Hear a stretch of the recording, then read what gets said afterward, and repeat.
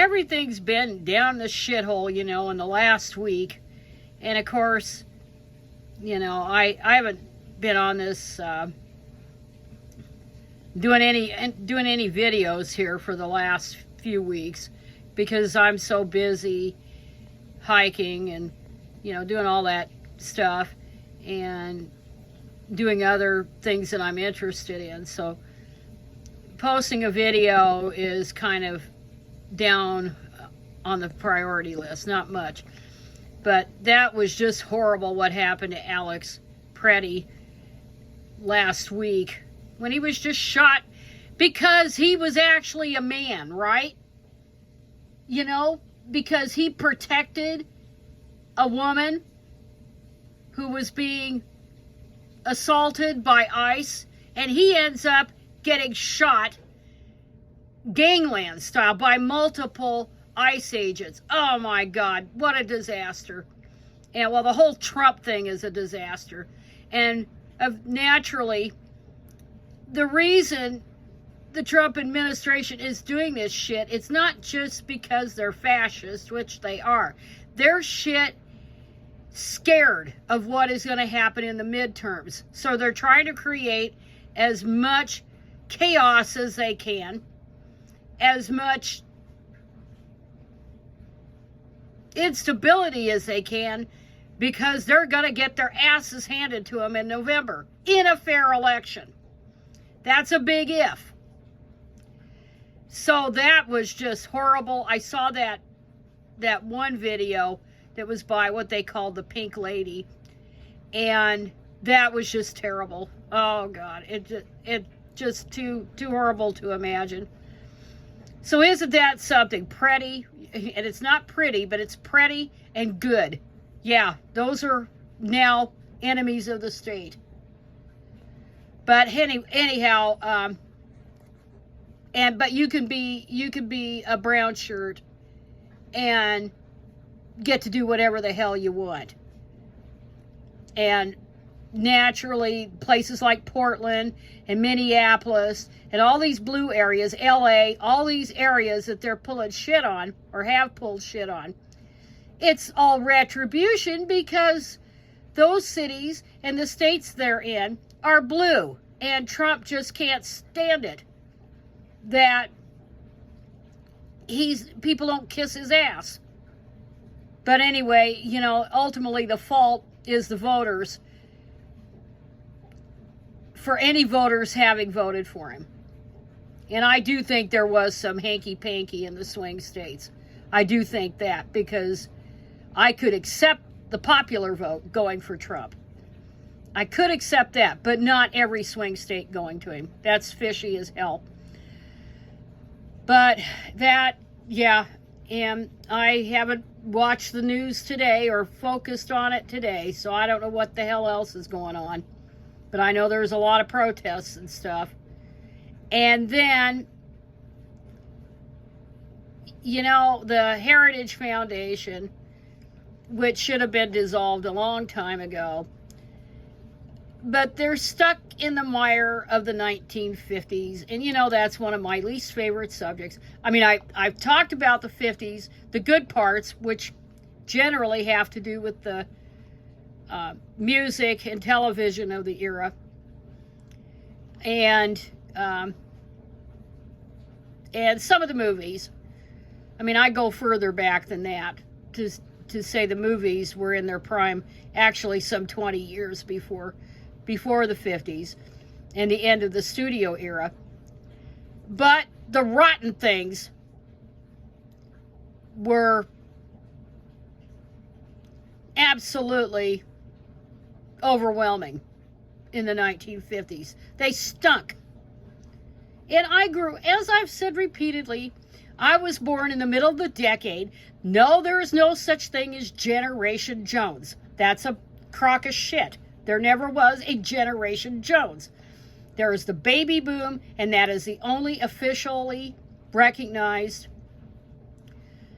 demographic cohort by the U.S. Census. All the other labels are just stupid labels. And the stupidest one is the so-called silent generation. like 1927 to 1945. And actually, of that generation, that made-up generation, the ones who were born during the Second World War are the ones that made the most noise in the 1960s. The very oldest of the baby boomers were involved in all those movements. But it was mostly people born right before that, the decade before that, who were the movers and shakers of the youth movement then.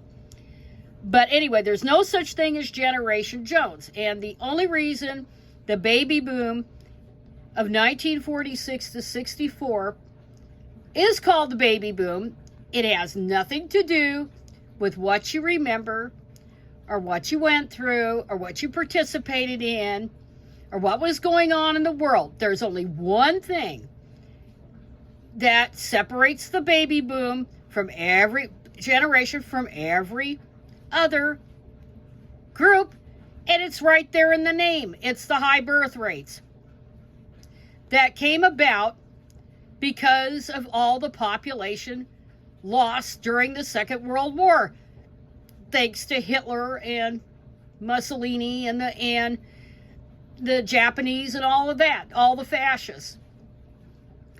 And millions of people died. I've seen inflated numbers higher than the 53 million, but I think that's generally the accepted amount.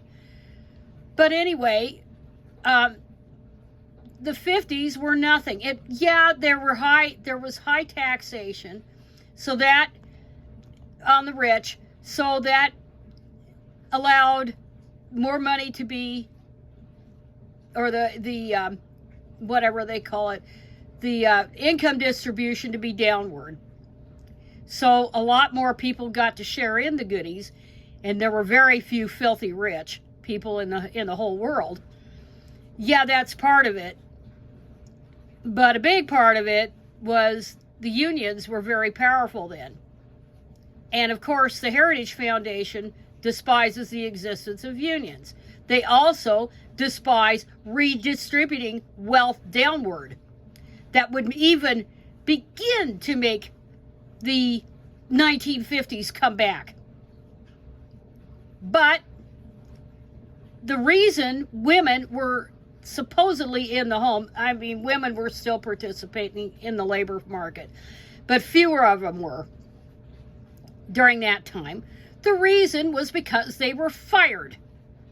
They were fired en masse to make room for the returning servicemen from World War II. Betty Friedan talked about that in her book, The Feminine Mystique. She talked about that. What the hell happened? And that's pretty much what it was. And then you had the federal government put forward the GI Bill. You had them monkey around with the income tax, because before there was just individual returns, but now they had like the joint return and the dependents and all this stuff to try to encourage people to get married. And it sucked. For women, it sucked to be pushed back into a situation they didn't want to be in, and were extremely vulnerable if the man died or walked out on him. And I'm talking about the early marriages, the teenage marriages, the shotgun marriages, the forced adoption from teenage mothers so that married couples could adopt, the unwed mothers, homes for unwed mothers, the repeal of, or the pre-Title IX era, where girls could be kicked out of school if they married, or especially if they got pregnant, but the daddies-to-be, or when it was extremely rare. I don't think I ever knew of a male in my high school years who actually was married to the wife. I've never encountered that, but it would be quite a few. I don't see quite a few. More than a few, especially if people went to school in the 50s and the 60s. More than a few young girls were married before they graduated from high school. That happened. And I graduated from high school in 73, and I was just coming on the very end of that era. It was still common, but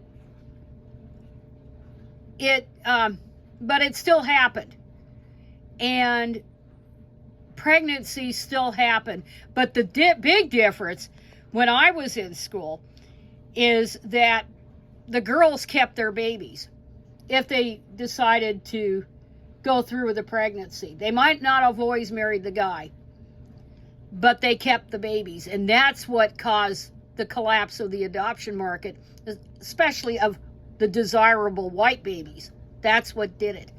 And then when Title IX came through, it made kicking girls out of public schools because of pregnancy illegal. Or if they got married, illegal. They made that all against the law. And that was a huge sea change. So this stuff was even before Roe v. Wade. And then, of course, Roe v. Wade. And then you had your Eisenstadt versus Baird. You had that case where unmarried people had a right to contraception. All that stuff. But that's the way that it was. It sucked. And I can remember being in high school, and I've talked about it before, but I'll talk about it again. That when I was in high school, I was one of the few holdouts past the age of 25 who didn't get married. And there were like 120 of us in the graduation class. So the females, probably half that number. So there was maybe 4 or 5 who were straight and did not marry before age 25. And so that was still common. Not until about 1980 do you really start to see the shift from 1960, where the median age of first marriage for women, half before, half after, was only 20, and then it shot up to 22, still pathetically young, in 1980, and then now it's gradually gone up. And there is no turning back. There is no turning back the clock. But my point is, it sucked. That era sucked. And women were miserable. And the women's movement was a reaction to all of that. And women started getting access to credit, married women, and bank accounts and all that stuff. That's been talked about. And coverture, the last remnants of coverture, which I've talked about before everybody else started talking about it, that fell by the wayside, including marital rape. But the Heritage Foundation, they're trying to put through the 1950s again. They think the answer to all the ills is to go back to that era, and none of these goddamn assholes were even around then. And I will call them assholes. Like Vogt and this fucker, who the hell is he? Oh, Kevin Roberts, who kissed old Nick Fuentes' ass, and then he had to backtrack. All these goddamn fools. None of these guys were even around then. And it sucked. They just looked at the sitcoms of the era, and they thought that was typical. They were sitcoms. And all of those housewives were all career women. And I talked about that repeatedly. Every one of those. Like Lucille Ball in I Love Lucy. She and Desi had bought the old RKO studios and created their own called Desi Lou. And you had Donna Reed with her ex-husband, Tony Owen, and they co-owned the program that was named for her, The Donna Reed Show. That wasn't the ideal of the 4 or 2.5 kids household with a married couple. That wasn't anything like that. Wasn't like that at all. It was fantasy. It wasn't reality. But this fucker wants to bring it all back. And it ain't gonna happen because the train, as to use that old cliche, left the station 60 years ago. There ain't any chance of it going back. And maybe they should give up the stupid conspiracy theory of the Great Replacement. Conspiracy theory. Maybe they should throw that in the trash can because it's a bunch of garbage anyway. But they won't, see. They see the handwriting on the wall. The birth rates are plummeting. They're plummeting almost all over the world with a handful of countries. Not, but eventually those countries will also see the birth rates plummet. And, you know, you could look at it from a biological, whatever the hell, evo-psych shit, and you could say this is a natural way to curb the population and help the planet when more people decide to say no to it, reproduction and all that. But this is just, it's just bullshit. It's totally bullshit. Anyway, this says, and I wasn't going to go through that Project 2026. I mean, I've watched some videos of it, people talking about it, but I already know this crap because I lived through this bullshit. Anyway, the Heritage Foundation think tank, propaganda organization, because a think tank is academic, like the Rand Foundation and the Brookings Institution. These think tanks that old Paul Weyrich and Coors and all those people set up, they just mimicked it, but it was just, they just come up with position papers that they already have a preconceived idea of how these studies are going to turn out and all this kind of crap, because their goal, they are the mouthpieces of the very rich and the corporations, and that's all they've ever been.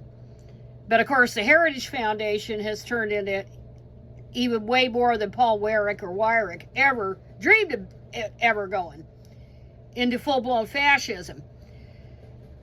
But, oh, it's urging the federal government to save and restore the American family. What in the hell is that? What in the hell is that? What does that even mean?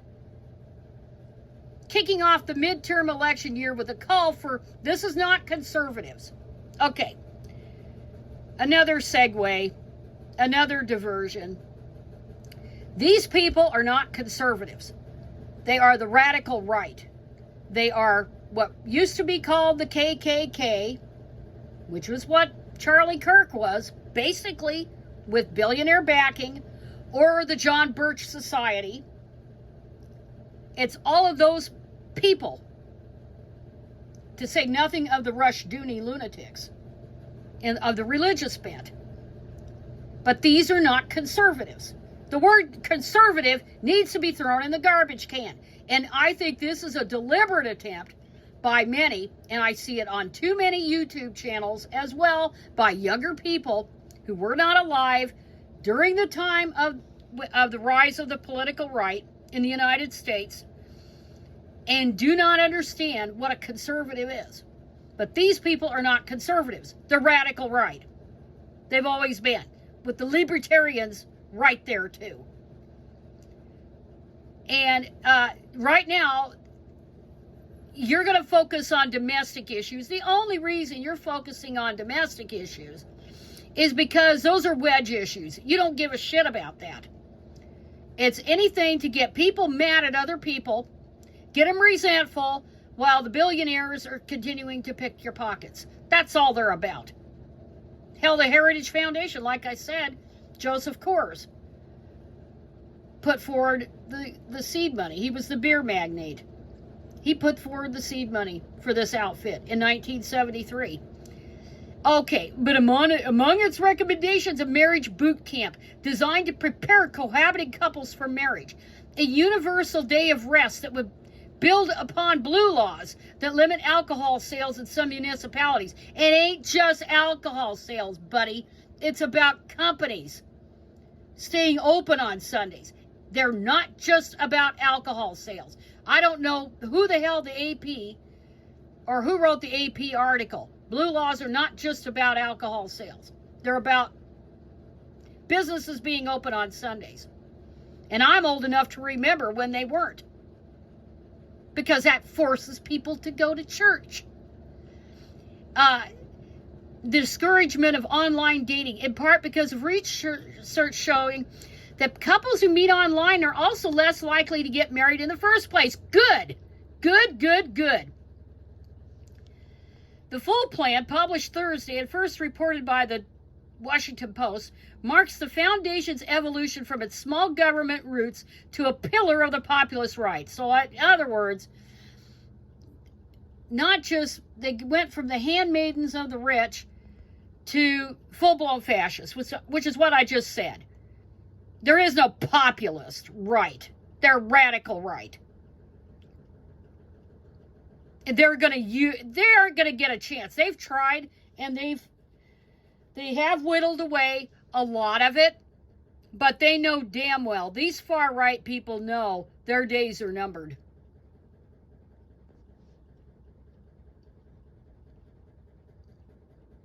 And Heritage says, the Severino creep, it says, unfortunately, except for radically redefining the institution, marriage is not currently a federal priority. They already did that crap in the late 40s, you dumb shit. They already did it. And yeah, and they note this, an expanded view of government's role in the lives of Americans. They should not be in the business of social engineering. They shouldn't be in it.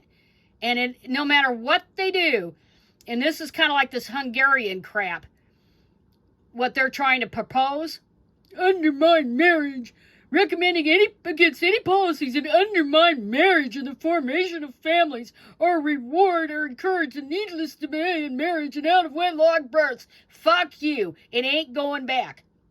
It is never going back. I think it should be discouraged. I think marriage should be done away with. That's what I think. And it is being done away with by attrition. But what they're trying to do, and isn't this awful, an education policy should not coax young Americans to delay marriage while pursuing needless credentials. What a crock of shit. This is like, they don't even understand that, yeah, they got good jobs right out of high school because there were unions. And this outfit opposes unions. So none of this is going to work. It's not workable. It calls on Trump to issue a series of executive orders requiring every grant, contract, policy, regulation, research project, because they can't pass it. That's why. And enforcement action involving the federal government to do the following: explicitly measure how it helps or harms marriage and family. What families? Block actions that discriminate against family formation and give preference to actions that support American families. And all of that's discriminatory, and it will be tossed out. Yeah, they're full of shit. Well, yeah, food insecurity, that's the reason. That's the reason. There's not enough income. But telling women to go back to the home and all that other crap, that's a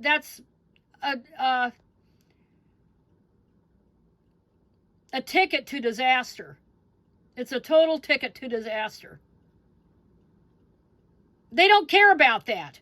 They don't care about the kids. What they want is to get women out of the labor force so men can have unearned privilege to have jobs.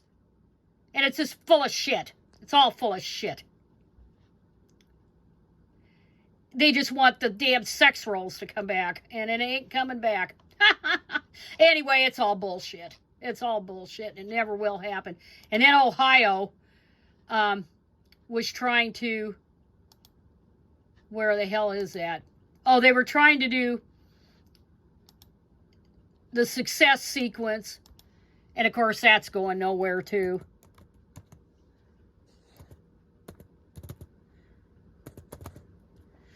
And that's also brought to you by the Heritage Foundation. And it probably won't pass. Oh, the Senate passed. The Ohio Senate passed the success sequence bill, which would require schools to teach when to have kids. Oh, Jesus. And, of course, this is all about brainwashing kids to marry young. And it's, God, to teach students to graduate high school, get a job, and then get married. Instead of going to college and getting a job and maybe or maybe not get married. Oh, God. It's a bunch of bullshit. The success sequence. Oh, God, it's bullshit. Yeah, they think that that's going to come back. That getting married are less likely. Oh, it says here, a study that says those who finish high school work full-time and get married. The only reason getting married is a safety net against poverty because there's 2 income earners. You dumb shits. That's the reason. But marriage is a crock. It always was. And if we were serious, this Democrat says, about fighting poverty and being a help to Ohio's working poor, we could be providing paycheck protections or working family support. Poverty is not a failure of personal responsibility. See, this is the thing. They think it's your fault that you're poor and they're virtuous because they're rich. Oh, God. It's a failure of public policy priorities. And in that respect, this Senate bill will not change poverty for those who need it the most. Yeah, it has nothing to do with reality. And it's not coming back. The man, the breadwinner, the woman, the homemaker, never coming back. Okay, that's dead. Good freaking riddance, it's dead. Anyway, I'm tired of venting my spleen on this stuff. But I filed my taxes today, and I'm going to pay $87 to the IRS, which I did, and then I get $400 and something from the state of Oregon. So that'll go for my toward my trip to Mount Hood and that area this summer as a part of tour group. And so that was good news there. I got that the hell out of the way. But anyway, yeah, the world's going shitty, and with ICE and all that, and then you got all this stuff that just makes me want to just hurl every time I see it, because the people that propose this nonsense never lived through that era of the 1950s, and it was not a golden era. It sucked, and good fucking riddance to it. And that's all I have to say.